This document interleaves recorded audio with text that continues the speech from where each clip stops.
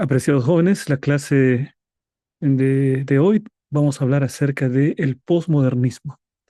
La definición que encontramos es la siguiente. El posmodernismo es un movimiento filosófico y cultural que cuestiona las verdades absolutas, cree en la relatividad del conocimiento y aboga por la diversidad de perspectivas y narrativas.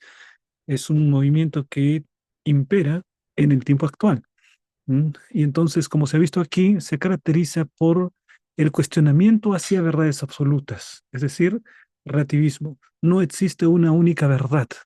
Cada quien tiene su propia verdad y no hay derecho de cuestionar las verdades de las demás personas, porque en realidad todos tienen su propia verdad y no hay una verdad única. Es la idea del postmodernismo. Veamos en la historia que para entender lo que es la posmodernidad, que es la época del posmodernismo, tenemos que entender la modernidad. Y para poder entender la modernidad necesitamos entender la premodernidad. ¿Cuáles son las características de estos periodos históricos? Bueno, en la premodernidad, en el pensamiento premoderno, Dios está en el centro. Se cree en la idea de un Dios creador. eh, la moral está regida por los principios de Dios revelados en su palabra, ¿no? Y es el periodo de la Edad Media, sobre todo, ¿no? Donde el poder de la iglesia decía hablar en nombre de Dios y entonces todo giraba en torno a la idea de Dios, la filosofía, la teología, el arte, la arquitectura, todo esto constituía una cantidad de manifestaciones de esta idea central en la que Dios estaba en el centro. Y esta es una característica de la premodernidad. Pero veamos, después se da paso a la modernidad. Allí tenemos al hombre en el centro, ¿no? ¿Qué es lo que sucede en esta etapa de la modernidad? Bueno, ahí aparece un filósofo que ya hemos estudiado en clase, es Renato o René Descartes, ¿no? Él dice, pienso, luego existo, y de esa manera él, eh, digamos, centraliza la atención de la filosofía en el pensamiento, y esto decir que concibe al ser humano como un sujeto pensante, ¿no? Como una cosa pensante. Y entonces el hombre queda situado allí, desplazando a Dios, que imperó en la premodernidad, en la filosofía de la premodernidad, es colocado el hombre ahora en el centro. ¿Mm? El hombre se convierte, y su razón, ¿no? Se convierte en el sujeto fundamental de estudio de la filosofía. Pero la modernidad da paso después a lo que conocemos con la posmodernidad, en donde ya no hay centro, ¿no? Mientras la premodernidad, la preocupación del arte, de la filosofía, de las diferentes ciencias, es la idea de Dios, en la modernidad es la idea del hombre y la idea del progreso ilimitado. En la posmodernidad, sin embargo, ya no hay un centro, ¿no? Eso es lo que podemos decir de modo general acerca de este movimiento. Bueno, en la modernidad, recuerdan ustedes, había una confianza en que la razón es el instrumento para encontrar la verdad, que la ciencia tiene verdades universales. Así que había una confianza ilimitada en la razón. De ahí viene la idea de Descartes, los filósofos racionalistas. Tenemos allí a Spinoza, a Leibniz, que hemos mencionado en clase, ¿no? Y entonces había entre un consenso prácticamente, ¿no? En la filosofía acerca de la razón como instrumento para alcanzar la verdad y un instrumento liberador, porque cuanto más una sociedad usaba la razón, más libre era, y por lo tanto la razón era un instrumento liberador. Bueno, pero aparecieron ciertos personajes que son conocidos como los maestros de la sospecha.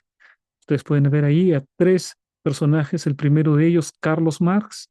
En el centro ustedes tienen a Friedrich Nietzsche. Y finalmente a la derecha tenemos a Sigmund Freud. ¿Mm? Estos tres personajes empiezan a cuestionar la idea de la razón, la idea de una razón que alcanza la verdad, que describe el mundo tal como es, por medio de la cual podemos construir la ciencia ese instrumento, la razón, es cuestionado por estos tres pensadores. En primer lugar, Carlos Marx dice, no existe una razón universal. Hay un punto de vista de los opresores y hay un punto de vista de los oprimidos. De manera que no hay un solo instrumento. La razón está permeada por el origen social y económico de la persona que analiza. Así que aquí Carlos Marx empieza a cuestionar la idea de una razón única, ¿no? Para hablarnos acerca de las influencias sociales y económicas que hacían que los individuos tengan diferentes percepciones frente a la vida. Por otro lado, tenemos a Friedrich Nietzsche, aquel que está situado en el centro. Este es el pensador de la voluntad, ¿no? Mientras los racionalistas y en la época de la modernidad se confía plenamente en la razón, él habla acerca de la voluntad de poder. ¿Mm? Él dice que hay algo mucho más poderoso que la propia razón, que es la voluntad de supervivencia, la voluntad de vivir, la voluntad de poder. Y que las, ciertas filosofías o ciertos sistemas morales como el cristianismo, lo que han hecho es simplemente crear una moral contraria a la voluntad de poder, porque la moral cristiana es la moral del esclavo, es la moral del sumiso, ¿no? Es la moral de que no tiene voluntad de poder.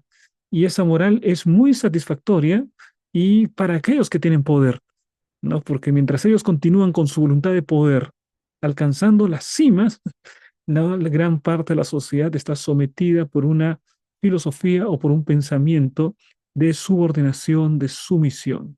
Así que el ser humano lo que tiene que hacer es salir de esa condición, ¿no? Él proclama la muerte de Dios.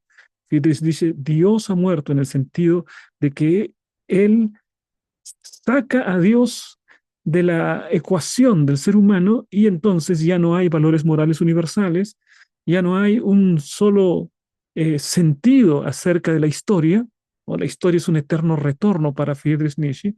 Por lo tanto, no, la razón no es el principal instrumento, sino la voluntad de poder en la mente de Nietzsche. Es una crítica de la razón, es un segundo maestro de la sospecha. Bueno, y el otro maestro de la sospecha es Sigmund Freud.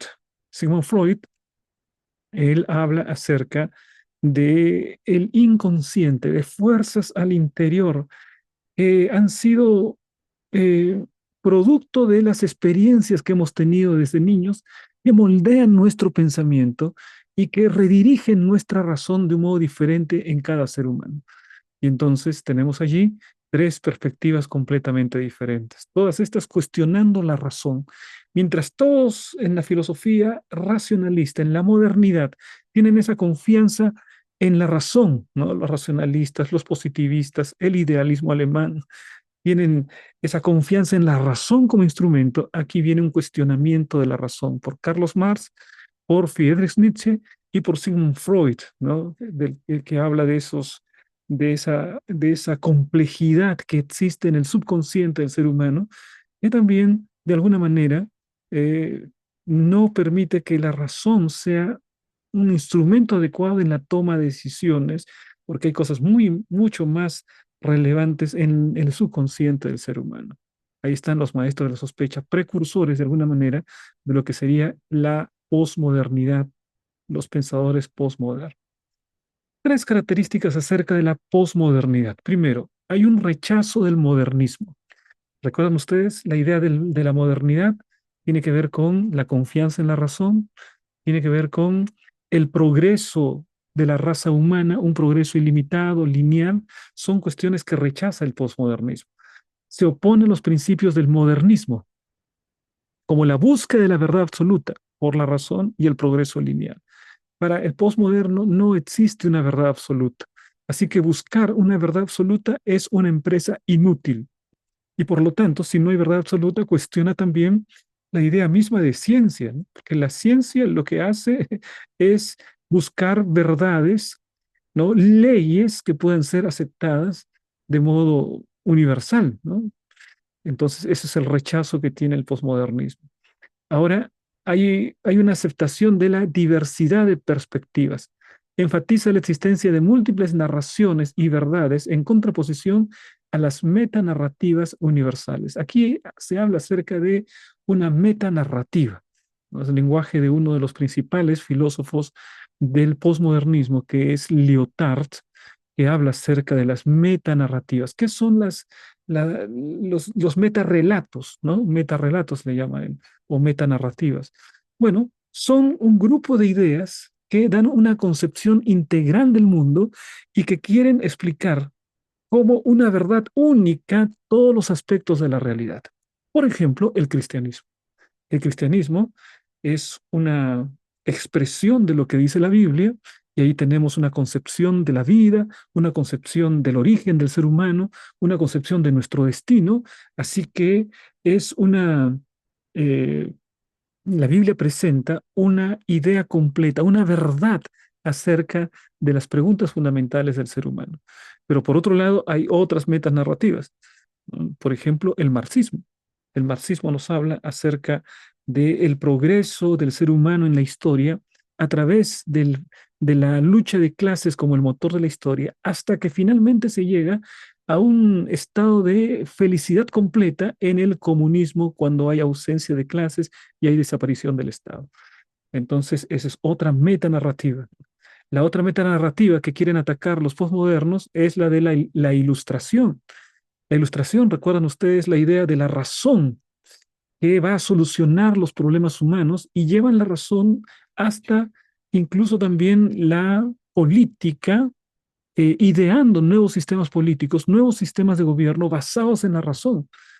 Otro metarrelato, otra metanarrativa que quieren destruir los posmodernos, porque ellos no aceptan ninguna metanarrativa, estas grandes ideologías totalizadoras, es también el capitalismo, ¿no? Capitalismo del libre mercado, que tiene la promesa de la prosperidad para todos. Entonces, básicamente están en contra de este tipo de ideas que tratan de expresar una, una interpretación verdadera en relación con el mundo. Se oponen al cristianismo, se oponen de alguna manera también al marxismo, se oponen al capitalismo y se oponen a la ilustración. Todo lo que quiera decir, esta es una verdad, esta es la interpretación correcta, no dice, ¿no?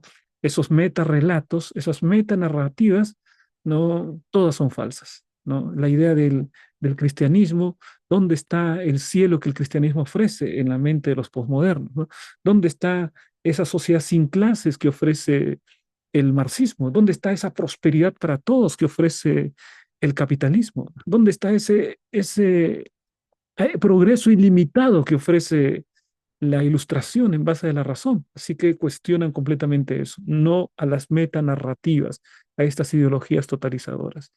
Otra característica es escepticismo epistemológico. ¿Qué quiere decir esto? Cuestiona la posibilidad de alcanzar un conocimiento objetivo y libre de influencias culturales.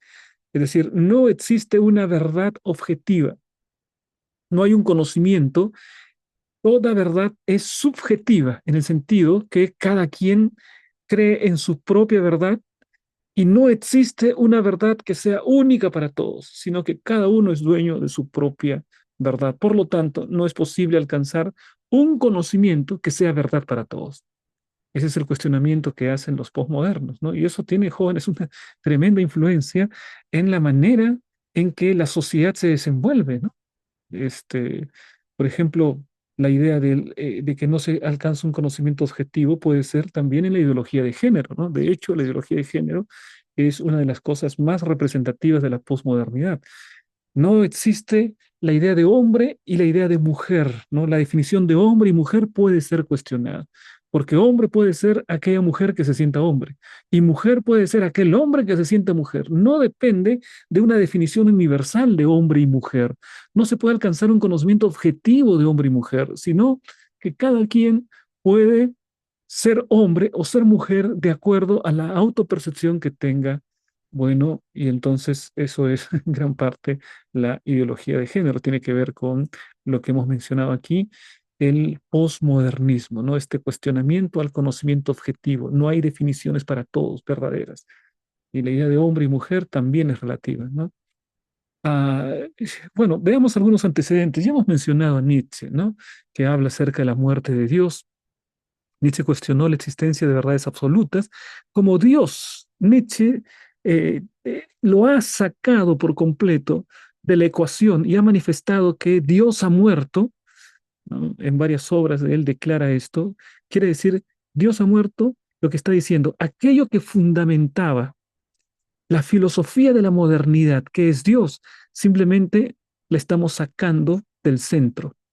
Y entonces, ahora ya no hay verdad absoluta, ya no hay leyes morales absolutas, porque Dios era aquel que daba el fundamento a la moralidad absoluta y al conocimiento absoluto. Entonces, se quita a Dios y viene el relativismo, ¿no? Cada quien tiene su propia verdad y ya no hay autoridad de las instituciones tradicionales como el Estado, la Iglesia, esas cosas empiezan a diluirse porque todo eso estaba cimentado en la idea de Dios. Luego aquí se habla acerca de fenomenología y hermenéutica. Fenomenología en el lado de Heidegger y hermenéutica con Gadamer, ¿no? Heidegger habla acerca del hombre. El hombre está allí, el ser allí, pero también, y Gadamer sobre todo, habla acerca de la importancia de la interpretación. Nietzsche también mencionó algo relativo a la interpretación. Él dice, todo es interpretación, no hay hechos, solo interpretaciones. No hay verdad absoluta, solo la interpretación que le da cada persona. Entonces, si cada quien tiene una interpretación y cada una de esas interpretaciones es válida, entonces tenemos el relativismo también en la hermenéutica, ¿no?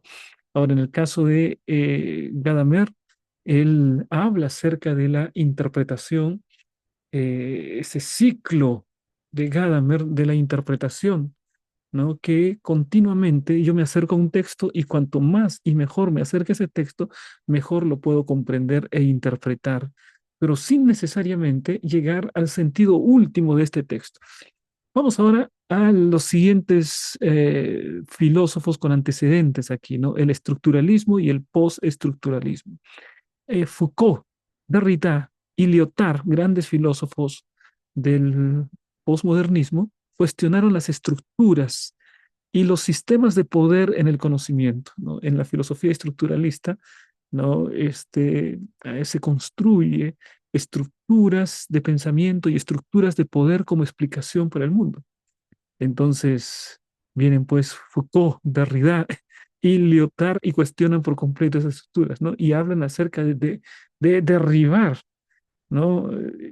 De la deconstrucción como un proceso en el que se trata de llegar hacia las bases, hacia el puntapié inicial de una determinada historia o filosofía y reconstruir por completo con bases diferentes esa historia o filosofía o en general eh, diferentes manifestaciones del espíritu humano, ¿no? Características del pensamiento postmoderno, jóvenes. Aquí tenemos tres características. Relativismo, ya hemos mencionado eso. El postmodernismo rechaza la existencia de verdades universales y absolutas, ¿no? Por ejemplo, rechaza el cristianismo por sostener que tiene verdades universales y absolutas. Rechaza el marxismo, rechaza el capitalismo, rechaza todas las explicaciones totales, ¿no? La ilustración. La fragmentación, como rechaza esos relatos globales, ¿no? Como el cristianismo. Entonces, lo que hace, dice, es que esas verdades universales, esos relatos globales, lo que han hecho es excluir los relatos particulares, excluir los relatos pequeños, porque esos relatos simplemente explicaban, por ejemplo, la historia, pero en términos de el hombre blanco, el hombre en la religión protestante, o perdón, o la religión cristiana en general, ¿no? Este, y entonces el hombre blanco, heterosexual, es aquel que aparece en el centro de la historia, pero no se cuentan los relatos pequeños. Ha quedado relegada la historia de la mujer, por ejemplo. Nadie cuenta la historia de la mujer. Ha quedado relegada la historia de los homosexuales. Esas historias pequeñas de las tribus, de los pueblos pequeños, quedaron relegados. Tú vas a Historia Universal y te enseñan los grandes imperios, pero no te enseñan las historias de las ciudades más pequeñas. Entonces, esta idea de verdades universales y totalizadores de la historia invisibiliza los pequeños relatos. Entonces lo que ellos quieren es poder sacar adelante los grandes relatos, ya no la historia del hombre blanco heterosexual, ¿no? La historia de otras razas, la historia de otros géneros, que empiezan a existir un montón de géneros, ¿no? Y entonces existe esa fragmentación. Y también hay otra característica que es la de construcción, ¿no? Que hablamos acerca de Derrida, analiza críticamente las estructuras y conceptos aparentemente estables. Así que, ¿por qué tiene que ser de esa manera? Vamos a suponer, ¿no? Hablando acerca de la religión cristiana. Estos que quieren deconstruir, dice, vamos a ir al momento cuando el cristianismo se estaba formando. ¿Qué hubiese pasado si en lugar de que triunfe el cristianismo hubiese triunfado el maniqueísmo? Hubiese sido una historia diferente, ¿no? Entonces, o si en lugar de triunfar el cristianismo hubiese triunfado el zoroastrismo, ¿no? Entonces la historia hubiese sido diferente. Así que ellos tratan de destruir lo que existe actualmente, por ejemplo, un concepto cristiano o racionalista acerca de la vida, para ir a explicarlo de otras maneras, ¿no? O sea, quieren destruir todo, en verdad, todo lo que ellos consideran estructuras, que además son estructuras discriminadoras, ¿no? Por ejemplo, la idea de la historia del hombre deja de lado a la mujer, ¿no? Del hombre heterosexual deja de lado otras manifestaciones de la sexualidad. Así que ellos quieren que se amplíe para que se encuentren otras historias. Vamos a ver algunas críticas al posmodernismo. Algunos argumentan que el posmodernismo lleva al relativismo extremo y la imposibilidad de la crítica. Claro, si todo lo que, si, bueno, si no existe una verdad absoluta, si cada quien tiene su propia verdad, entonces ya es imposible la crítica, ¿no? Porque, bueno, tú dices algo, tú dices A, yo digo B, ah, tú tienes razón, ¿no? Y tú dices otra cosa, ah, tú también tienes razón, ¿no? Vamos a suponer, vamos a crear una historia, vamos a imaginar que tú dices, por así decirlo, la pared es blanca. Viene otro y dice, la pared es negra. Son posiciones contrapuestas, ¿no? Vamos a decir, vienen contigo y tú le dices, te dicen, la pared es blanca. Ah, sí, la pared es blanca, está bien, tiene razón. Viene el otro lado, otro hombre, y te dice, no, no, la pared es negra. Ah, y tú le dices, está bien, la pared es negra, tienes razón. Y entonces viene otro y te dice, pero no puede ser la pared blanca o negra, pero de ninguna manera puedes decirle al que dice que la pared es blanca que tiene razón y al mismo tiempo decirle al que dice que la pared es negra, tienes razón, estás mal. Entonces el otro hombre le mira y le va a decir, tienes razón, también tienes razón, ¿no? Porque entonces es imposible, pues, lograr algún tipo de crítica o algún tipo de avance en relación con conceptos para llegar a una determinada verdad o un determinado concepto. Ese relativismo excesivo es una de las críticas que se le hace al posmodernismo. Otra crítica, la falta de fundamentos. Otras críticas señalan que el posmodernismo carece de una base teórica sólida y coherente, ¿no? Simplemente es una cantidad de ideas esparcidas, ¿no? Y que no logran formar un verdadero sistema de pensamiento, porque, en fin, si logran formar un sistema de pensamiento, se estarían contradiciendo, ¿no? Porque los postmodernos lo que quieren hacer es destruir todo sistema que se erija como un pensamiento que explica la realidad. Al final no terminan explicando nada, ¿no? Ni explican ni dejan que los otros expliquen. Desafíos éticos. Algunos cuestionan las implicaciones éticas del posmodernismo y su rechazo de los valores universales. Esta también es una crítica que se le hace, ¿no? Cuestionando que si no existe la verdad, entonces cada quien puede hacer lo que quiera y no puede juzgarse a la persona si está haciendo bien o está haciendo mal, porque depende de cada quien. El bien y el mal no son ideas intangibles, no son ideas separadas, ¿no? Sino que el bien y el mal, bueno, depende de las motivaciones, depende del contexto, depende de cada quien. ¿Qué tipo de implicaciones éticas, no? Todo tipo de comportamiento es aceptable, todo es aceptable. Si saca a Dios de la historia humana y del pensamiento humano, bueno, todo es aceptable, ¿no? O sea, las peores taras, por ejemplo, si tú sacas a Dios y no hay principios morales y todo es relativo, por ejemplo, el crimen, por ejemplo, el hecho de las violaciones, ¿no? El, ciertos comportamientos repudiables. Si no hay valores universales, pues todo está aceptado, ¿no? Nadie se va a confrontar con Dios al final de la historia para explicarle acerca de su conducta porque todo termina siendo aceptable. Y otra crítica que se hace es la inacción política. Algunas voces argumentan que el posmodernismo impide una acción política efectiva. En realidad, hace algunos años atrás, las movilizaciones políticas, las universidades, por ejemplo, eran prácticamente centros de adoctrinamiento político, ¿no? En gran parte hasta ahora todavía, ¿no? Pero la movilización política era mucho más efectiva, poderosa, ¿no? Salían pues los grandes movimientos políticos con sus banderolas y los mítines impresionantes, ese tipo de cosas ya no existe más. eh, la idea de que el obrero, ¿no?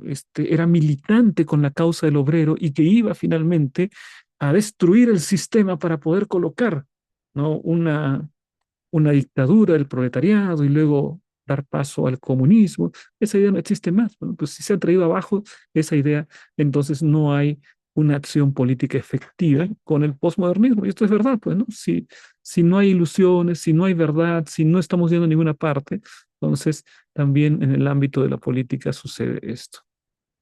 Bueno, otra cosa que le ponen énfasis los posmodernos es el lenguaje y la construcción de la realidad, ¿no? Miren ustedes, es muy importante para ellos el lenguaje y la interpretación del lenguaje, ¿no? Para ellos el lenguaje lo que hace es construir la realidad. Ponte a pensar por un momento, ¿no? Cualquier cosa de la realidad, mira a tu alrededor. Inevitablemente, para poder describir y entender la realidad, vas a necesitar de palabras. Es imposible que tú puedas entender la realidad si es que no tienes un lenguaje. El lenguaje, de alguna manera, viene a ser el instrumento que nos permite entender e interpretar la realidad. Si no hay lenguaje, ni siquiera hay pensamiento. Y por más que haya una realidad externa, si no hubiese lenguaje y no hubiese pensamiento, no podría tener, entender esa realidad. Así que es tremendo el poder del lenguaje. Por lo tanto, tratan de usar el lenguaje como un arma para poder captar a gente eh, en ciertos activismos, ¿no? Propios del posmodernismo, propios de la posmodernidad. Por ejemplo, has escuchado seguramente el lenguaje de todos, todas, todes, ¿no? Es lo que llaman el lenguaje inclusivo. ¿Qué es lo que piensan los postmodernos? Bueno, ellos dicen allí, eh, convencer a una persona de una determinada doctrina significa que la persona empieza a adquirir el lenguaje de esa doctrina, las palabras de esa doctrina.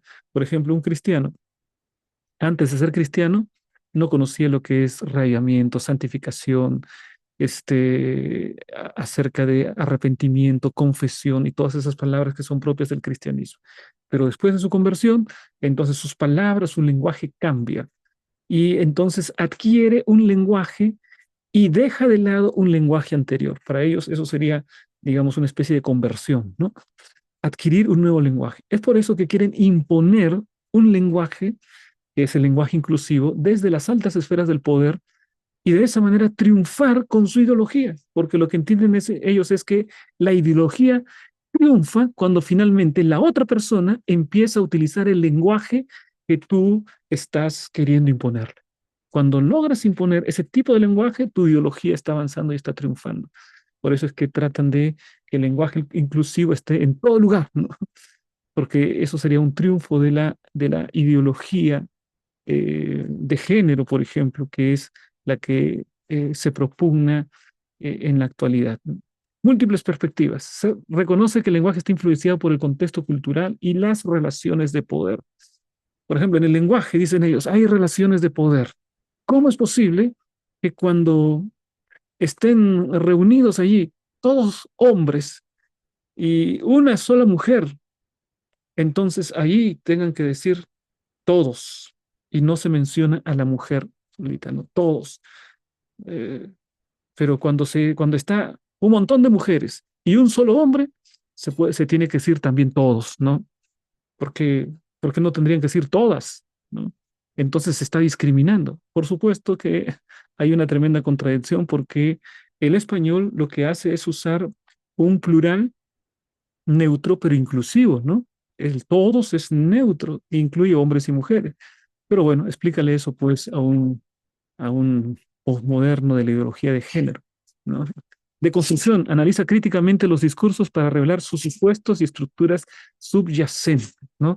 Por ejemplo, cuando se habla acerca de los micromachismos, ¿no?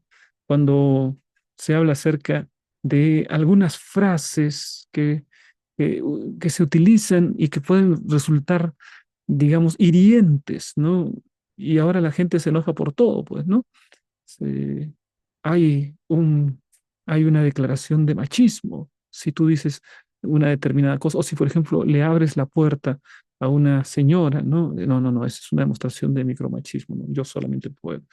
Bueno, y una cantidad de estos discursos que nosotros vemos en la actualidad.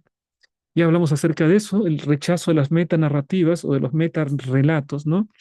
Desconfianza en los relatos maestros. El posmodernismo cuestiona los grandes relatos o metanarrativas que pretenden explicar la historia y el conocimiento de manera universal. Ya dijimos, entre ellos está cristianismo, marxismo, capitalismo y el iluminismo o la ilustración, ¿no? Énfasis en narrativas locales. En su lugar se enfoca en las narrativas pequeñas, diversas y contextuales que reflejan la heterogeneidad de las experiencias. Por ejemplo, una visión feminista de la historia. Por ejemplo, una visión negra de la historia, una visión indígena de la historia. Entonces, son narrativas locales, ¿no? Esa fragmentación de la que hablamos anteriormente. Y rechazo de la teleología. ¿Qué quiere decir teleología? Significa el, el que la historia esté encaminada hacia un fin determinado, ¿no? Hacia un propósito determinado. No, no hay ningún propósito, no hay ningún objetivo, nada de eso. Entonces, no hay un progreso lineal, racional, hacia el fin último o una verdad absoluta. Es decir, no hay un progreso, por ejemplo, hasta el comunismo, no existe eso.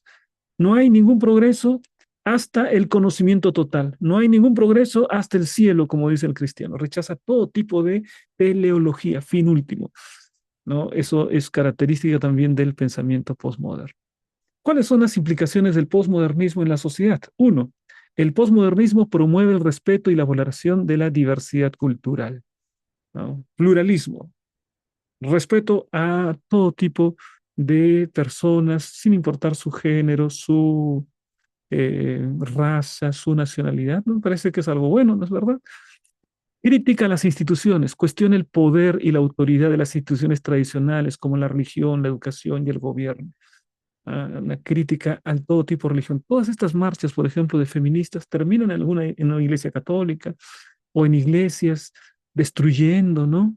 Propiedad, porque considera que esas son instituciones de poder, de autoridad, que perpetúan las cosas que ellos odian, que llaman el patriarcado o que llaman la heteronormatividad, ¿no? Entonces, esas instituciones las quieren derribar y las odian.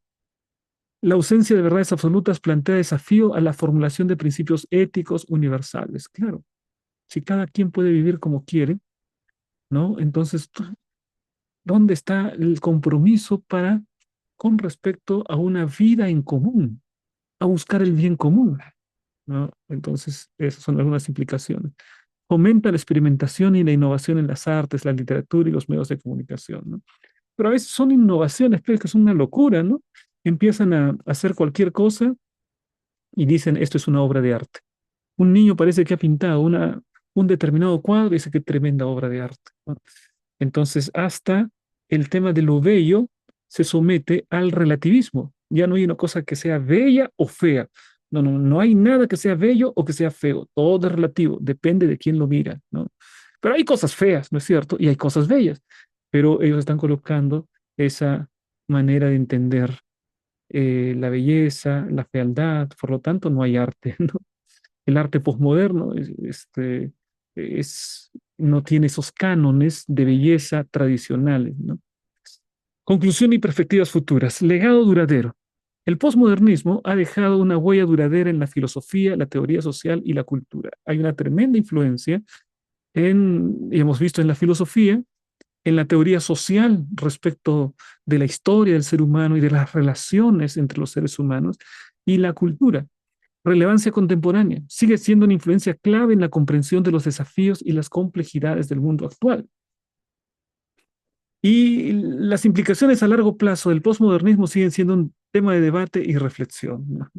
Bueno, el posmodernismo es ese rechazo a la modernidad, rechazo a la razón, para enfatizar el tema del relativismo. No hay una verdad absoluta, ¿no? El rechazo de el progreso ilimitado. Los modernistas decían, hay progreso, positivistas, por ejemplo, vimos, ¿no? El progreso del ser humano. Vimos también los marxistas, el progreso de la sociedad humana. Hegel, ¿no? Y el idealismo absoluto de los alemanes, que decían, bueno, hay progreso y a través de la razón que se va expandiendo, ¿no? La raza humana alcanzará cumbres de felicidad y de armonía. Bueno, todo eso después, ¿qué pasó en el siglo XX? Frente a todas esas expectativas. Para empezar, dos guerras mundiales, ¿no? Luego un desastre en la ecología, la bomba atómica, todo eso. Y entonces los posmodernos sienten, ¿dónde está eso que tanto nos prometieron? Nos prometieron avance y hay destrucción. Nos prometieron armonía y dos guerras mundiales. Y es a partir de ese desencanto con la modernidad que surge la posmodernidad. Es un movimiento de desencanto frente a el avance de la ciencia, frente a la razón como instrumento para poder escribir la realidad. De esta manera, jóvenes, tenemos una visión panorámica acerca de lo que es el posmodernismo. Nos despedimos hasta la siguiente. Dios les bendiga.